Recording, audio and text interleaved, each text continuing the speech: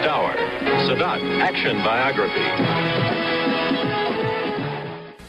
We are the oldest nation, the oldest written history, 7,000 years, the oldest government. Believe this, we are very proud. As you're driving through the streets of Cairo or any other Egyptian town and the people are standing on the side of the street and cheering you, how do you know they really mean it? It is something that you can feel by heart. By heart. I'm a man of the street, and I can feel it. He's got a sense of timing. He understands his public. He knows how to deal with other politicians extremely well. At the same time, though, I think we must admit he is a statesman, because he is the first Arab leader who has been able really to lead the Arab world in modern times. I must say he's one of the surprises of Middle Eastern history. He developed a sharpness of personality and independence of vision, which contrasted with the previous image of a ceremonial figurehead. And now I think most Israelis would agree with me in thinking that he is a more formidable and serious person than Nasser. Sadat is a dedicated Egyptian nationalist, that of course he has the Arab cause at his heart, but I would not use the word fanatic in any sense with respect to Sadat. Well, as a wife, of course, I prefer if he wasn't a president, because at least he will be with us more, and he will be as a father and as a husband with us more. Mr. President, what would you like people to write about you after you've gone? I should like them to write on my tomb.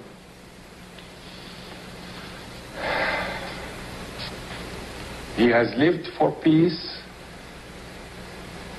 and he has died for principles. For the past 1,000 years, nobody in the West has bothered very much about getting along with the Arabs. They haven't amounted to very much. In the past 12 months, however, it's become a very big matter, not far on our agenda below getting along with Russia or getting along with China. There are about 100 million Arabs in about 20 Arab countries. Though they're not united and none is dominant, the most prestigious is Egypt, because it is the most populous. It's a piece of luck for us that the president of Egypt now is Anwar el-Sadat. He has expelled the Russians from Egypt. He's shown himself amenable to negotiation, as Nasser was not. He's opened his country up to Western investment, and he's displayed an admiration for the steward of our foreign policy, Henry Kissinger. For the past 4 months, ABC's chief Middle East correspondent, Peter Jennings, has been filming Sadat's every public move and a lot of private ones. For the next hour, we present Jennings' portrait of the #1 Arab.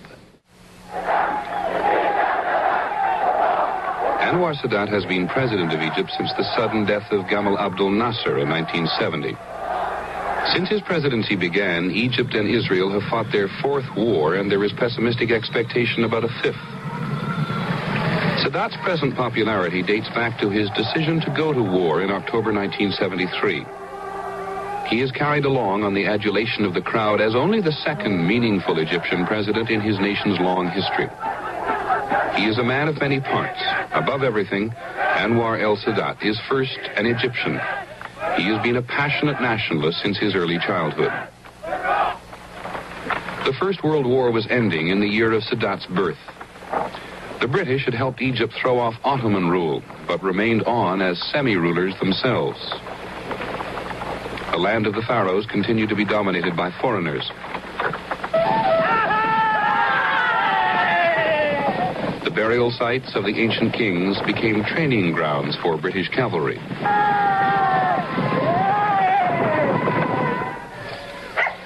Sadat's grandmother told him the story of Din Shwai, a village not far from his own. In 1906, British soldiers were shooting pigeons there. The villagers objected, for the birds were daily food. In the confrontation, a British soldier died. Many peasants were punished. Sadat has a private collection of these photographs. Shots of a hurried trial, more of floggings. Villagers were hanged. Anwar Sadat has never forgotten what it could mean to raise a hand against the British. Since my early days, I felt, what does the occupation mean, the foreign occupation? What does colonialism mean? What is the real relations between us and the British in our country? Sadat was barely a teenager when he moved with his family to Cairo. The king on the throne was not Egyptian. He was Albanian. His ancestors had ruled Egypt earlier in history. The king, Fuad, had his young son Farouk at school in England. The British supported Fuad's throne. When the king died, Farouk returned to take his father's place. Egyptians don't always love their leaders, but they usually respect and sometimes fear the office. I remember at that day, I stood in the street.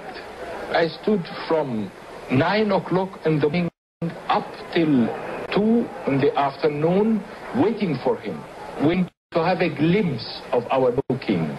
And he was very popular at that time. In Sadat's eyes, he did not remain popular for long. The British government continued to influence Farouk as they had his father. There was little future for boys like Sadat. The country was not ours. We have only what I call the 0.5% community. It means that 0.5% has got everything, and 99.5% has got nothing at all. Sadat, at high school in Cairo, demonstrated against the British. He was expelled twice before graduating. Ironically, at least one contact with the British was beneficial. In 1936, the military academy, looking today much like it did then, opened its doors to Egyptian boys from the lower class. Sadat, whose father worked for a British army doctor, made application. My father was his chief clerk, so my father sought his recommendation, and in my file, you shall see that I was recommended to the military college by a senior British officer. That must have been one of the only times a British officer recommended you for anything, wasn't it? Quite right. Mm-hmm. They must be sorry for it. Sadat was admitted, and so was another fervent Egyptian nationalist, Gamal Abdel Nasser.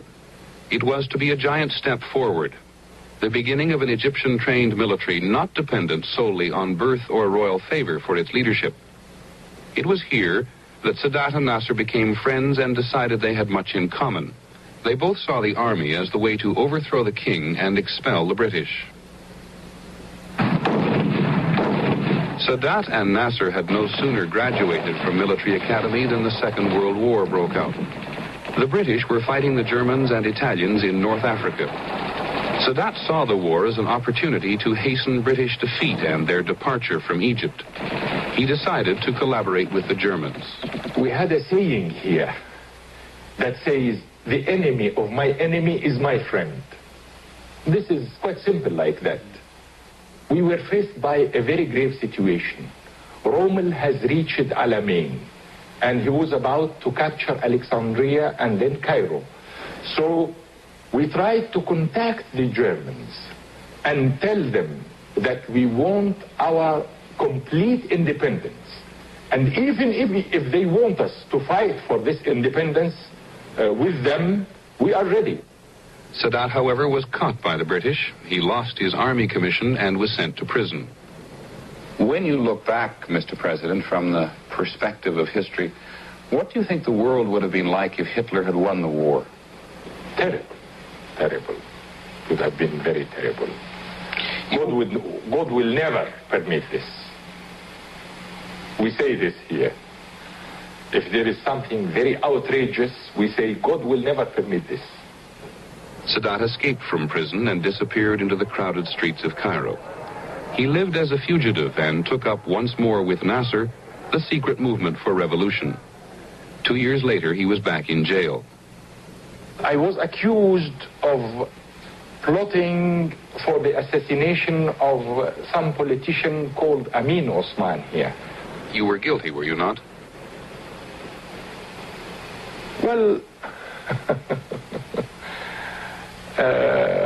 to a certain extent, I trained those students and those young men This was my main accusation, that I trained them to use hand grenades and pistols and so. I trained them. Yes, I trained them. After a celebrated trial, Sadat was acquitted, and by 1952, the king's days were numbered. By now, the British were occupying only the Suez Canal zone, but Egyptian opposition even to that was mounting. 1952 was a landmark year. On the 25th of January, British soldiers surrounded an Egyptian police post in the canal town of Ismailia. They commanded the police to lay down their arms and leave the British area. The Egyptians refused. The fort was leveled. More than 50 Egyptians were killed. And the next day in Cairo, the mob took its revenge. Nasser and Sadat saw in this Black Saturday the public sentiment needed to assure their success. The revolution date was set for July, only 6 months away. On the day Nasser decided to strike, his lieutenant Anwar Sadat was serving in the Sinai. Nasser ordered him back to Cairo. When Sadat arrived at the station, a curious mix-up occurred. Gamal didn't receive me, and this was not his custom at all. So I thought, nothing will happen today or tomorrow or the day after tomorrow. I said, I may go to the open-air cinema tonight and enjoy myself, and then after that, in the morning, I'll see Gamal. While Sadat was at the movies, the coup began. Sadat finally caught up with it, and he was soon thoroughly involved. I went to the Prime Minister and delivered the ultimatum to him. He was shocked, believe me, because up till this moment he didn't know that we were going to dethrone the king at all. He was shocked and received me like this. I told him yes. He said, are you powerful enough? I told him yes. Go and deliver it to the king. He must leave by 6 o'clock this evening. The young officers were unsure whether their youth would work against them. Protectively, they appointed an older man, General Mohammed Naguib, as the man the public would see as their leader. Sadat remained in the background. Naguib, for all the ceremony, had no power. Nasser made all the decisions. Newsreels of the day were therefore slightly misleading. From Cairo come these first authentic pictures of the bloodless coup by which the army took over control of Egypt. It was the end of the king's attempt to maintain power. Troops in the street were the first indication of the change to most people, until with the broadcasting station seized, it was announced that General Naguib, the commander-in-chief whom Farouk refused as war minister, had taken control, and the army were ordered to guard strategic points. The declared aim was to stop corruption.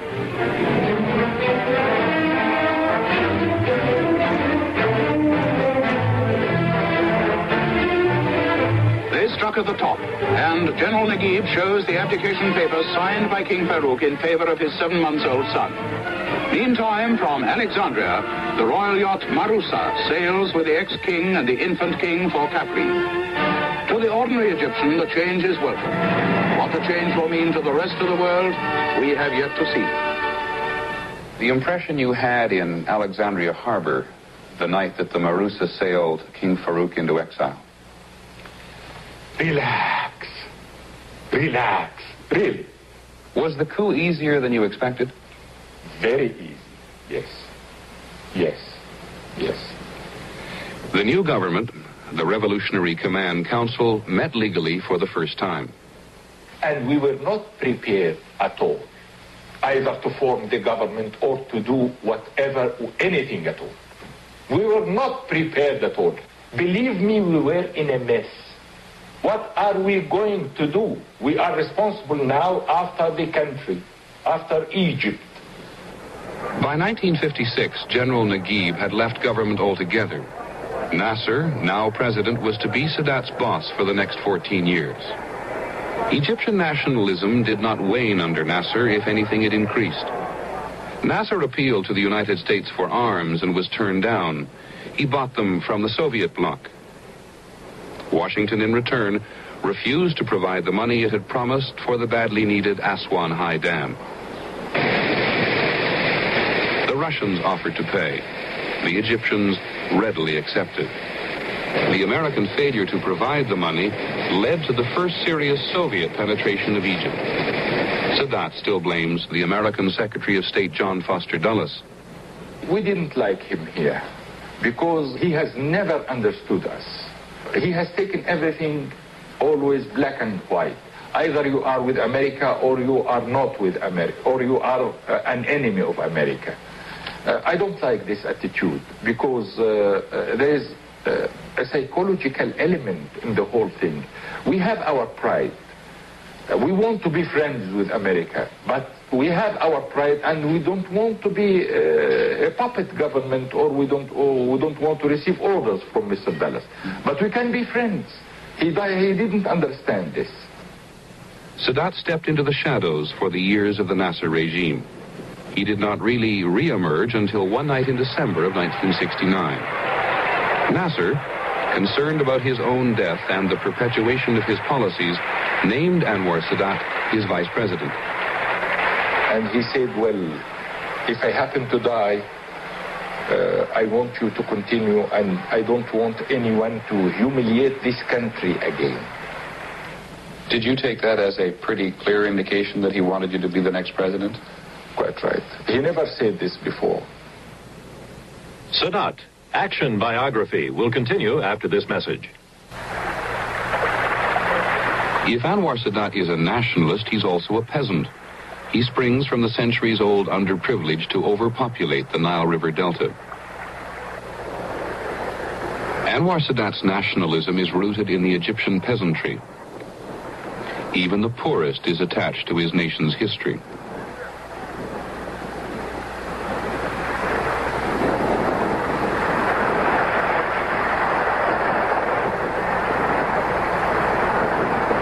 It is striking to realize that while part of Egypt is modern, much of it is the same as it was centuries ago. Transportation, tools, lifestyle. When Anwar Sadat was born on Christmas Day in 1918, his village of Mit al-Kum looked almost exactly as it does today. His father's job as a clerk had taken him to the Sudan, and Sadat lived with his grandmother. They were poor in a nation where even the richest Egyptian was one class below the resident foreigner. Sadat was one of 12 children. For several thousand years, his family and fellow villagers had been unable to escape the oppressive poverty.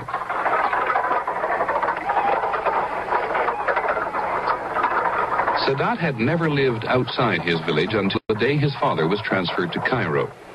He soon discovered that life in the city was different. Believe me, it was very miserable for me when I left the village and came to town. I started to learn what's really the meaning to be poor. I started to know what is the meaning of class. I was very miserable, believe me. Sadat has never overcome his distaste for the city and the restraining walls it imposes. There is not enough room in the garden of his Cairo home. Whenever he can, he retreats to a variety of country residences. Time is his enemy, and a day off with his wife and 2 of the 4 children is rare. He is not a very active man, but here on the edge of the Mediterranean, he and his wife, Jihan, take long walks. She is his second wife. He divorced his first in the late 1940s and met Jihan, who is half English, a short while later. What did she say when you first asked her if she would marry you?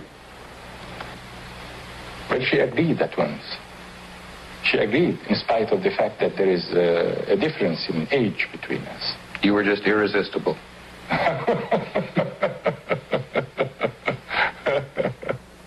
I was admiring him so much because he was very faithful to his country, his loyalty to his country. The Sadats have 4 children, 2 married, 2 others, Nana and Gamal, still living at home. There is little time for the children, and they often resent it. I want him to work with me, solve my problems, you know. I like to sit with him, you know. I've been sitting with him too much because of his work. And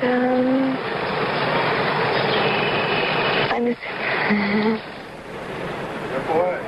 At home, Mrs. Sadat is the disciplinarian and usually takes the lead in family matters. Jihan Sadat is a leading Egyptian figure. She understands the real depths of the country's social problems. She worries always, but she is very kind-hearted, and she is a real help. No matter where a Muslim is, he has obligations. Whether in a mosque or in his living room, Sadat prays 5 times a day. Sadat's faith and obvious devotion to Islam has enhanced his image as a leader with other Arabs. During our visit, an afternoon in the country included a visit to his beach house. The president does not move even here without a strong detachment of bodyguards. Again, the president did little. He shuddered a little when his children raced by in their latest acquisition.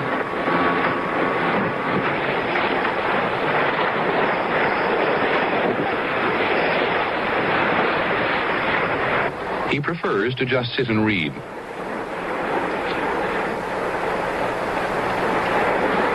But sometimes his wife talks him into backgammon.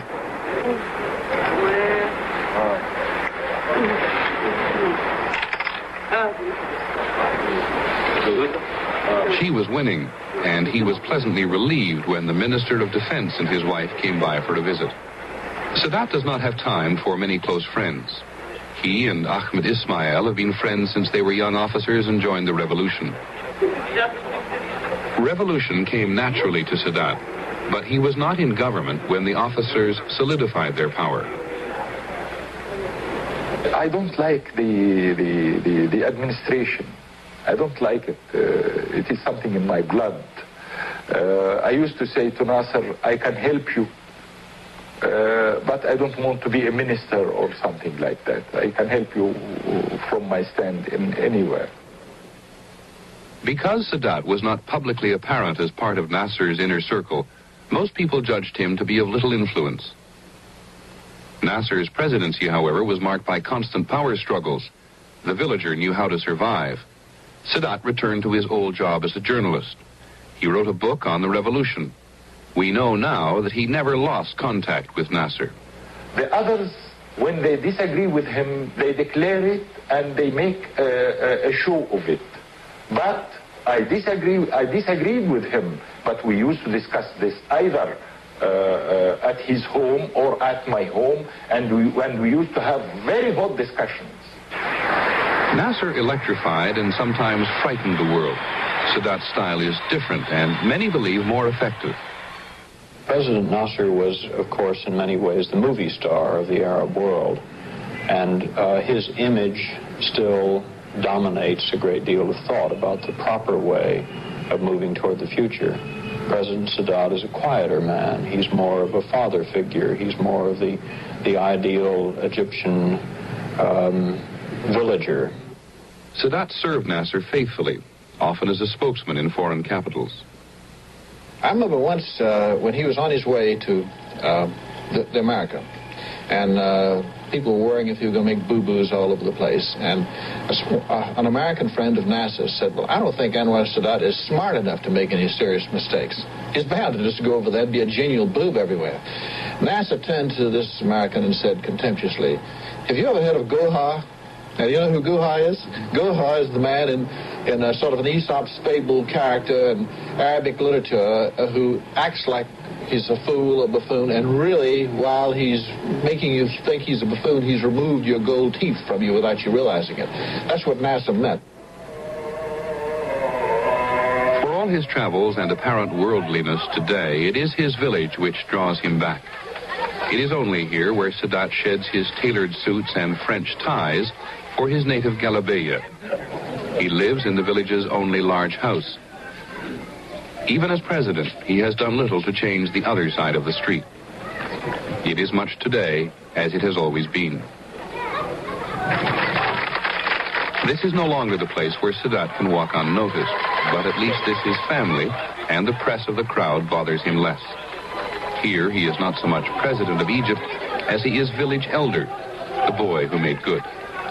Here, Sadat hears blunt complaints about village problems and well-intended admonitions about his health.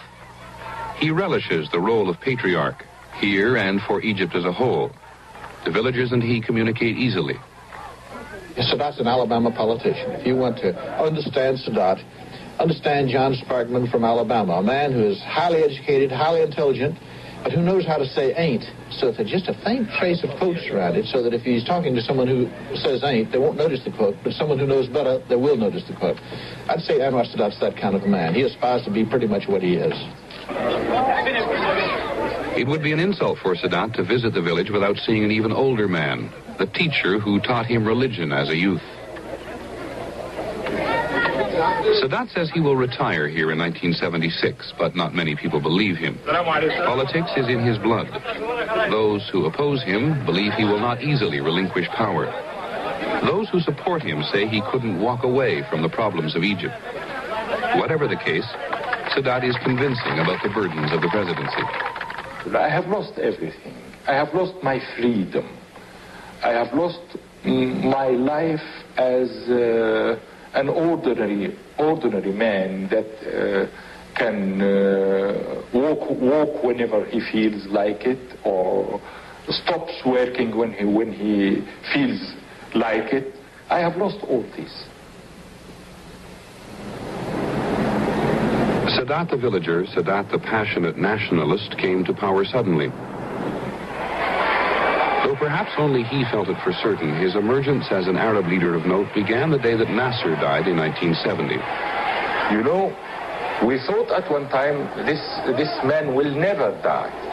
And because we were in such a mess, and we were humiliated, and we were injured, we have put all our burden on the shoulders of Nasser. It was a great shock for me, really a great shock. I couldn't continue at that day. Sadat as president faced many of the same problems which had existed at the time of the revolution. The British had long ago signed an agreement to leave Egypt, but there were still foreign troops on Egyptian soil. Since the June War of 1967, the Israelis had occupied virtually all of Sinai. Sadat knew he must deal with the Israeli occupation, but first he moved to establish his credentials at home. After 18 years of relative obscurity, few Egyptians knew much about this man. Those who thought they did believed he was easily manipulated. I think the most difficult time was when he took power, and he discovered that he was surrounded by unfaithful lieutenants who tried to use him and to make him a stamp president, not a genuine president. And I think these people didn't know Sadat. Sadat's first major crisis led to the purge of his opposition. An attempted coup led by the Vice President Ali Sabri failed almost as soon as it began. Sabri, seen here at his subsequent trial, was convicted and is still in prison. Also convicted were the Ministers of War, Interior, and Intelligence. I am very patient. I'm still a villager. I'm very patient. But I never lose my target at all. I may be patient, but at the end, I fulfill my mission. Sadat had appeared to encourage those who thought he could be used. During his first speech, he said he could not shoulder the burdens alone, and that he would continue the course set by Nasser.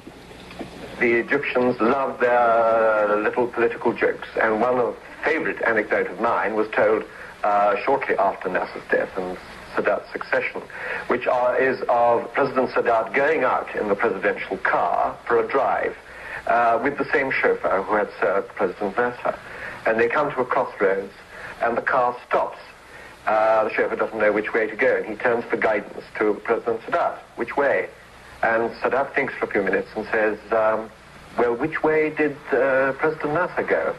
Oh, he always went left. Very well then, signal left and turn right. Having established himself firmly at home, Sadat faltered on the issue of Israeli occupation. I think probably as a political leader, The most critical moment came in 1972, which he had designated as the year of decision, and he failed to produce a decision. At that time, the students were bitterly against him, complaining. There were jokes about him all over the Middle East. People were laughing at him, ridiculing him. The economy was going badly, and there was no hope, no prospect of improvement. And worst of all, Sadat's diplomatic initiatives had failed completely. He felt he wasn't getting any support from the United States for an Israeli withdrawal from Sinai. He was absolutely facing a dead end. It was not my fault that I couldn't achieve this. I have agreed with the Soviet Union leaders about certain amounts of arms that would reach me before the end of the year. And they agreed, but they didn't fulfill. I lost a lot of my popularity, but still, the man of the street, I felt, as I told you, I feel it always, I felt that I have still the confidence of the man of the street. And then everything came on July 72 when I made my decisions to send out the Soviet experts. Sadat's decision to expel the Russians was warmly received at home. Sadat hoped that when the Russians left, President Nixon would exert more pressure on Israel for withdrawal. One of his initiatives moved through unusual channels. The former child movie star, now diplomat Shirley Temple Black, was visiting Cairo. Sadat admired her and asked her to tea. Well, near the end of our conversation, he said, I would like you to take a message from me to your president. And I said, I'll be delighted to. And he said, Shirley, please tell your president that I am the first Arab leader, the first leader in over 20 years to actively seek peace. And we want peace in this country. He was very forceful about this. He repeated it. And I said I would take the message back to the president. Mrs. Black was unable to see President Nixon or any of his aides. Finally, she left the message with Nixon's secretary, Rosemary Woods. With no response, Sadat laid his plans for the October War. The world was surprised at Sadat's decisiveness. The Israelis were surprised, even though they had seen Sadat move boldly in the first 3 years of office. You may say that every year since 71, Sadat has made one major political decision which was very bold, imaginative, and successful. In May 71, in one strike, he got rid of the top echelon of the Nasser's political structure. In July 72, he kicked out the Russians. In October 73, he launched an offensive against Israel, which at least managed to terminate the no peace, no war situation which had existed in Egypt, which had become unbearable, and gradually these type of decisions have changed his image in this country as well. Sadat maintains that his diplomatic failures left him no choice but to fight. It was aimed as a limited operation. The land was not my aim at all. I wanted only to prove to the whole world that the Israeli theory of security would collapse and we would cross the canal and we could capture the Bar-Lev line. These were my aims. Sadat himself was close to the campaign. During much of the fighting, he remained in the operations room. This is the first film ever allowed there, during a later briefing on troop status. I was in the operation room and I received the reports one by one. The strong points of the Bar-Lev line is surrendering and is captured. And after 4 hours exactly, about 6 o'clock, it was quite obvious that the Israelis has lost their balance. At that time, I told my people in the operation room, my forces, I told them, felicitations. The Israelis has lost their balance. The war left Sadat as a world leader with whom other leaders had to contend. President Nixon came to call. Sadat was now critical to peace or war. Henry Kissinger trekked to his door. Sadat believes in Kissinger. The momentum for settlement in the Middle East has slowed, but Kissinger's stock remains high.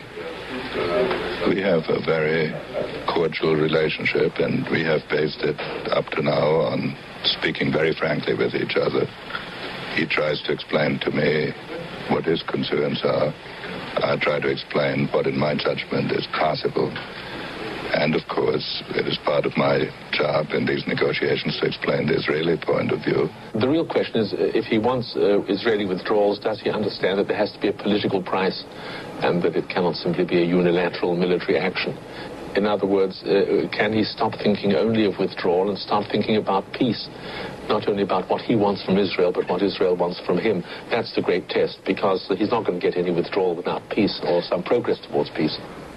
Most people are afraid that, think that he means well, but that simply he will let Israel down, if you wish, or he will not be able to deliver the goods in case of negotiations. Not so much because he doesn't want it. He seems to wish for some kind of settlement, but because the ties between Egypt and Syria, or between Egypt and the Palestinians, whatever it means, between the obligations that Egypt feels towards the remnant of the Arab world. Sadat is an implacable enemy of Israel. This is also the truth. He's no fool, but he's an enemy. One result of the October War was that Henry Kissinger negotiated an Israeli withdrawal from a small portion of Sinai. A year after the war, we went to Sinai with Sadat.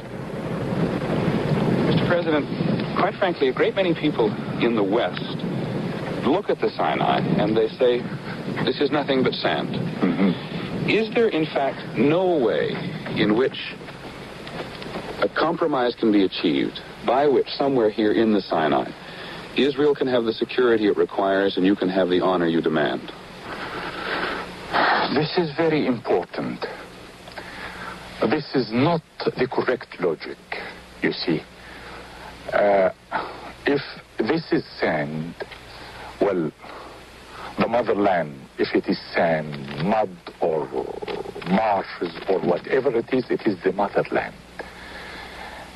I don't know if the ordinary American citizen can agree to the fact that anyone comes to some of the western desert, some of your deserts there, and grab by force a piece of this desert and then starts to impose his conditions.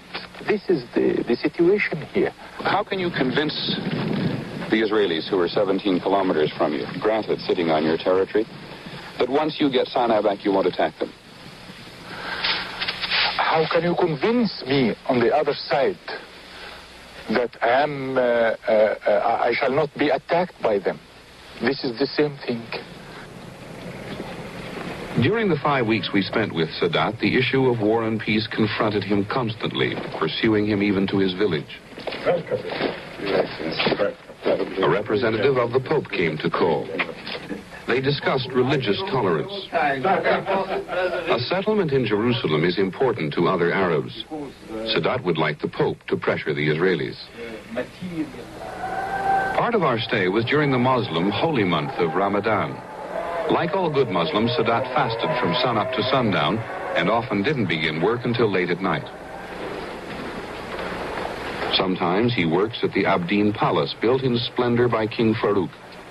He has few aides and rarely gives the impression of working hard. Critics believe the Egyptian bureaucracy rumbles on without a firm hand at the top. On another night, the American ambassador, Herman Isles, called on Sadat at home.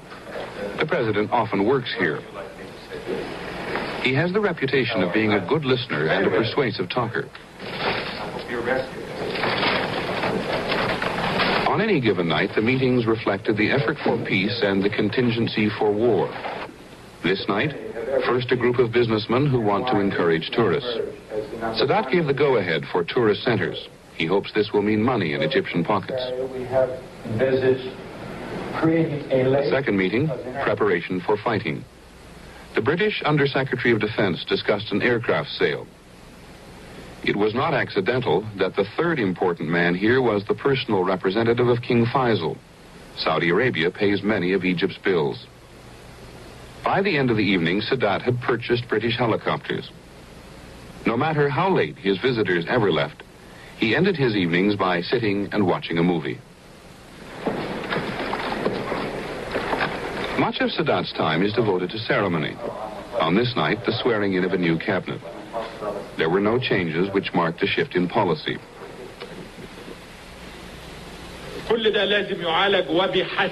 The business of fealty over, Sadat chaired a cabinet meeting. Sadat does not like detail and confines himself to broad directives. The issue here was galloping inflation and the need to reconstruct a staggering economy.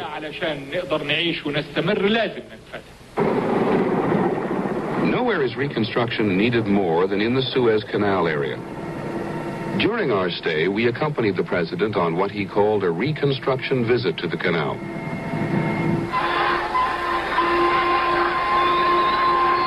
Sadat does not travel to learn the hard facts. Those he can gather at home. The trip was intended to raise morale.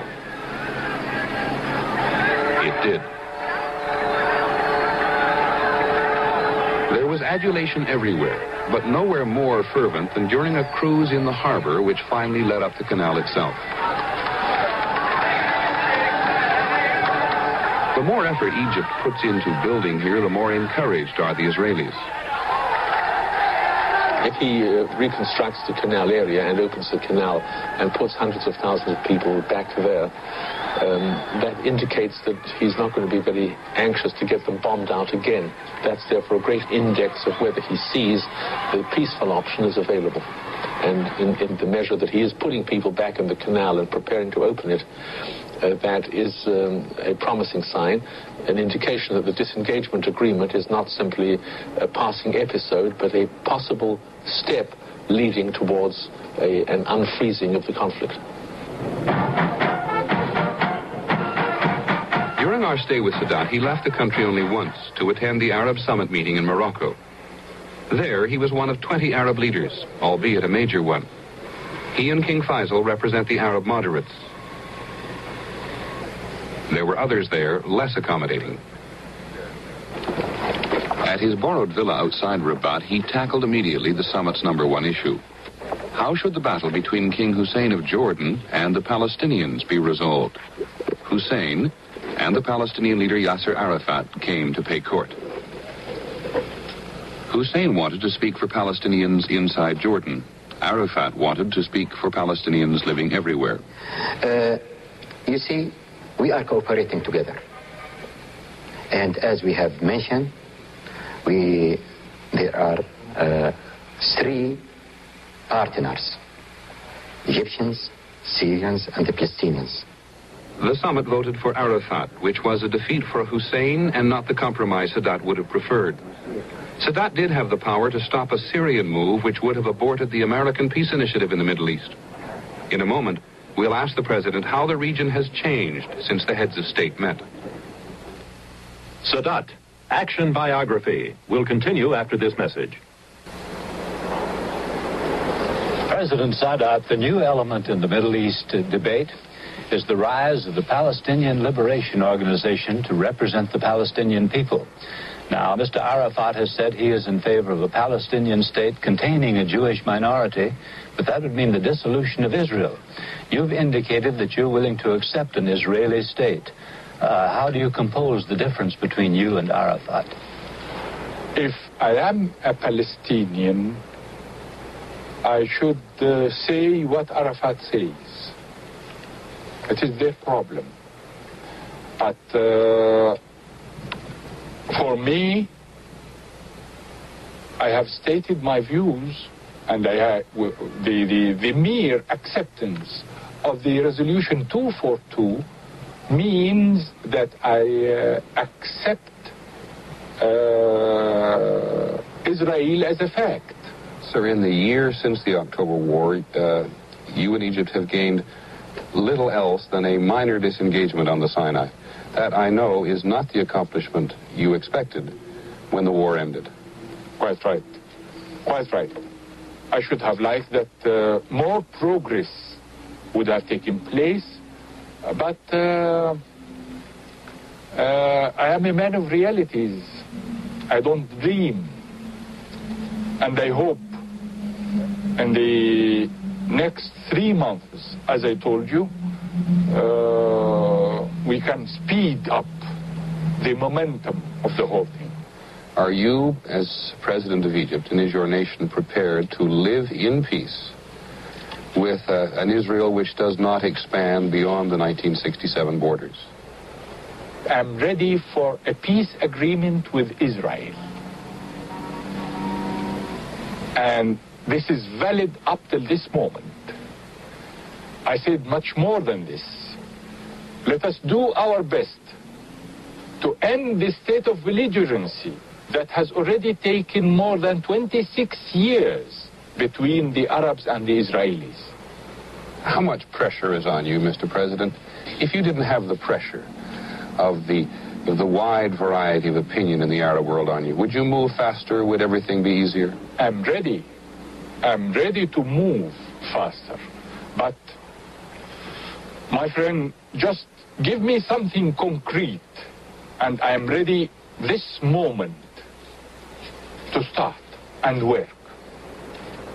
Well, what is concrete, if we may look at the very next small step? You want to know it practical on the ground? Exactly. Very well. I may tell you this. Israel must move on all the fronts.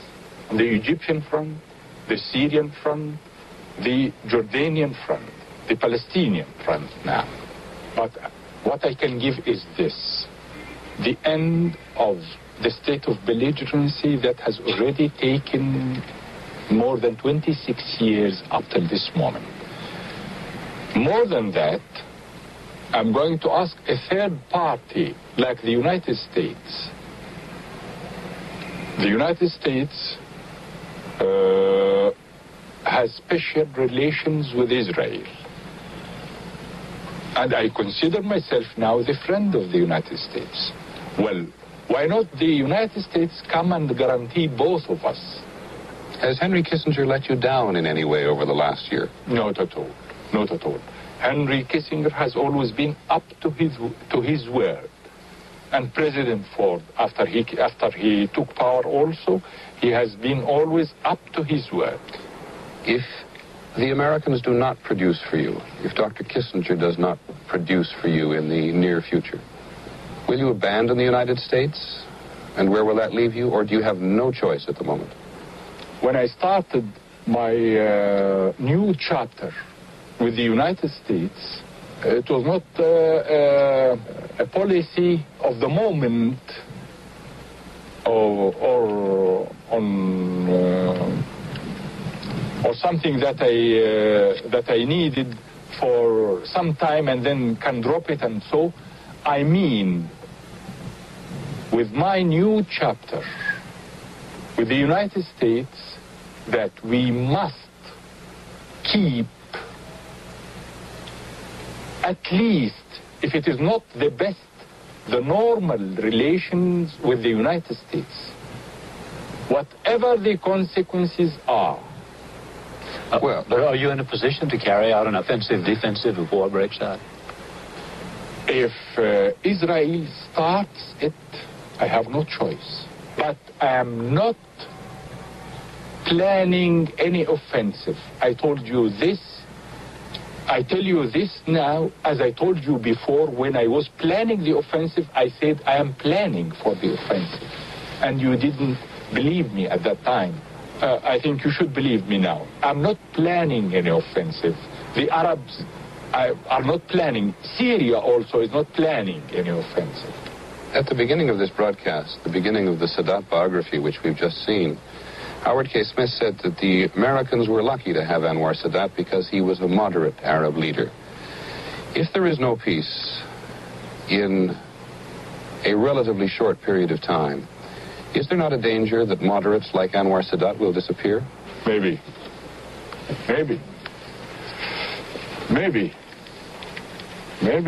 Because, you see, our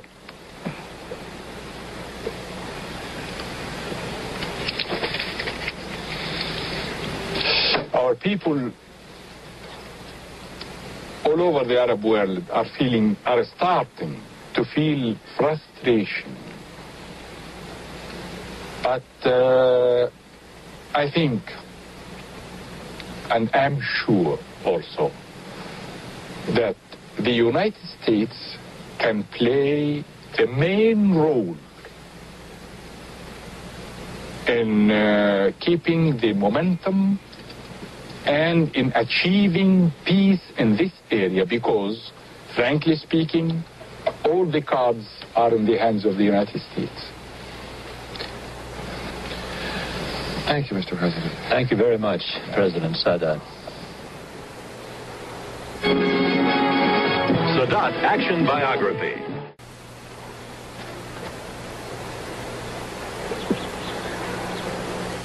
Beginning this Monday afternoon, 2 new and exciting game shows join the ABC daytime lineup.